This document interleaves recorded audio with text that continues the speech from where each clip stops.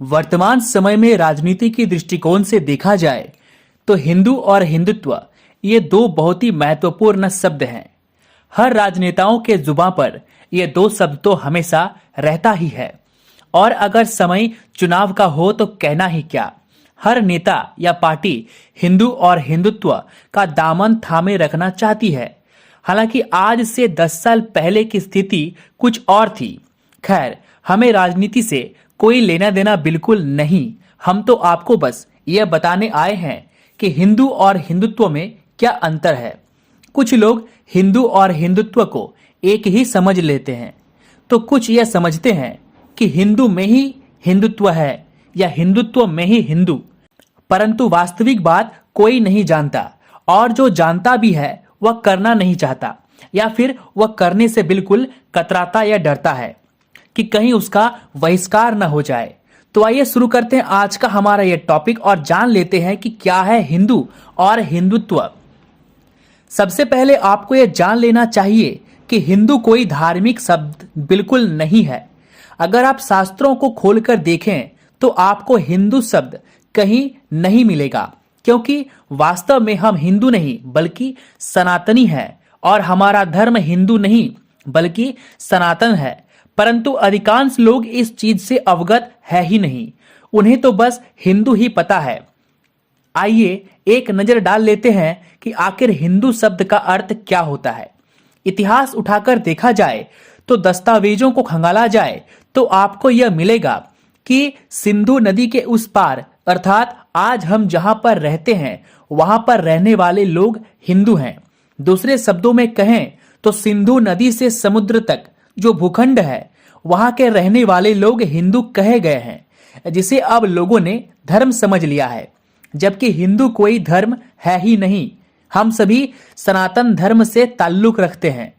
हम क्या सिख, जैन, बौद्ध ये सभी सनातन धर्म से ही हैं। दूसरी परिभाषा की बात करें तो हिंदू कोई धर्म नहीं बल्कि जीवन व्यतीत करने का एक पद्धति है, एक तरीका मात्र है। एक मुसलमान भी अगर खुद को हिंदू कहे तो यह बिल्कुल गलत नहीं होगा, लेकिन वो अगर खुद को सनातनी कहता है तो बिल्कुल गलत होगा, क्योंकि मुस्लिम जो है वो इस्लाम धर्म से ताल्लुक रखता है और जिसे हम हिंदू कहते हैं वह सनातन धर्म से ताल्लुक रखता है। अब बात कर लेते हैं हिंदुत्व की। कुछ लोग कहते हैं कि हिंदू से ही हिंदुत्व निकलकर आया है, जबकि अधिकांश लोगों को पता ही नहीं कि यह हिंदुत्व शब्द का वास्तविक उपयोग और इस्तेमाल कब और किसने किया था। हिंदुत्व शब्द का पहली बार उपयोग 1893 में चंद्रनाथ बसु ने किया था। उसके पश्चात वीर विनायक दामोदर सावरकर ने एक पुस्तक लिखी जिसका शीर्षक रखा गया हिंदुत्व। दूसरी बार हिंदुत्व का जिक्र सावरकर द्वारा इसी पुस्तक में किया गया था। उसके बाद से हिंदुत्व राजनीतिक और धार्मिक पटल पर सबके सम्मुख आया और लोग इस शब्द से अवगत हुए। उससे पहले यह शब्द अस्तित्व में था ही नहीं। जैसे ऑक्सफोर्ड डिक्शनरी में हर साल कुछ शब्दों को बनाकर जोड़ा जाता है, ठीक उसी प्रकार इसे भी हमारे धर्म में, हमारे राजनीति में जोड़ा गया, जबकि इसका हमारे धर्म से कोई नाता बिल्कुल नहीं है। यह बातें हो सकता है कि आपको बुरी लगे, लेकिन मैं बिल्कुल ऑथेंटिक बात कह रहा हूं जो शास्त्रों में है। अर्थात जो शास्त्रों में है वही धर्म है, जो शास्त्रों में नहीं है वह पाखंड है। तो अब सवाल यह है कि आखिर हिंदुत्व क्या है। दोस्तों, हिंदुत्व को जानने और समझने से पहले इतना जान लेना चाहिए कि हिंदुत्व यह शब्द हमारे धार्मिक ग्रंथों या शास्त्रों में कहीं भी नहीं है, तो उस हिसाब से इसका परिभाषा देना भी मुश्किल होगा।